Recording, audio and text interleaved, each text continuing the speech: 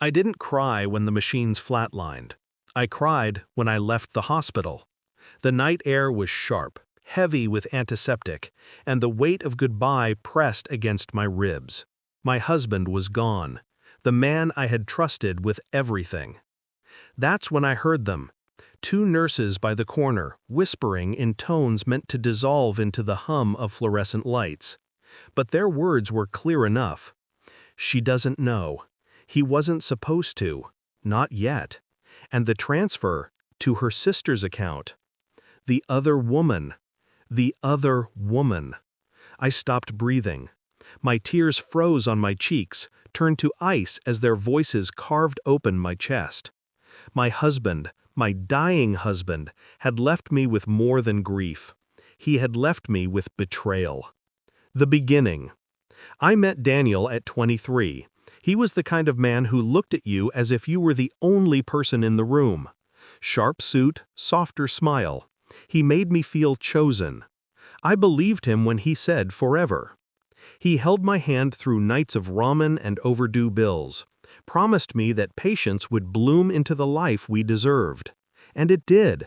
Slowly, then suddenly. He rose in business. We moved into a house with white walls and too many windows. But love built on trust rots when that trust is stolen.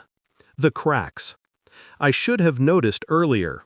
The late-night calls he stepped outside to take. The new cologne he wore, one I never bought. The way his phone was always face down on the table. At first, I swallowed the unease. He was tired, he said, stressed. I convinced myself that marriage had seasons, and this was just winter. Until one night, his phone buzzed while he showered. A message lit the screen. Just one word. Soon. That single syllable gutted me. Control. I didn't confront him. That would have been too easy for him. Too emotional, too messy. I pressed my grief down, folded it into silence, and started watching. I followed the trails he thought invisible. A hotel receipt buried in his jacket pocket. A transfer from our joint account to a name I didn't recognize. His will, updated in secrecy, diverting money away from me and toward her. He had written me out of his future while I was still standing beside him. When his illness came, sudden and cruel, I stayed. I fed him soup with steady hands. I wiped his forehead. I whispered comfort at night. I let him believe I was still the wife he had built his lies on. But I was no longer his wife. I was his executioner. The plan. Grief sharpens a woman's mind if she knows where to aim it. Step 1. The will. He thought it was ironclad. He didn't know I had copies, photographs, proof of his deceit. He didn't know that the other woman had debts, and debts have a way of dragging everything into the light when nudged in the right direction. Step 2. His company. I discovered the quiet fraud he had hidden, the small manipulations he thought no one would notice. I gathered evidence, not for the police, no, for the board, for the men who measured loyalty in profit margins. Step 3. Her. I didn't touch her directly. I didn't need to.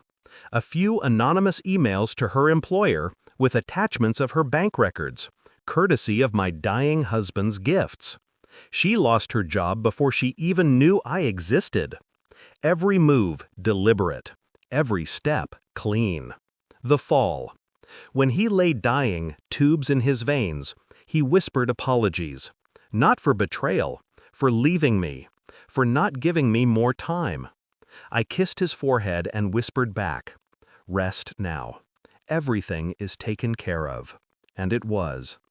Days after the funeral, the board called an emergency meeting.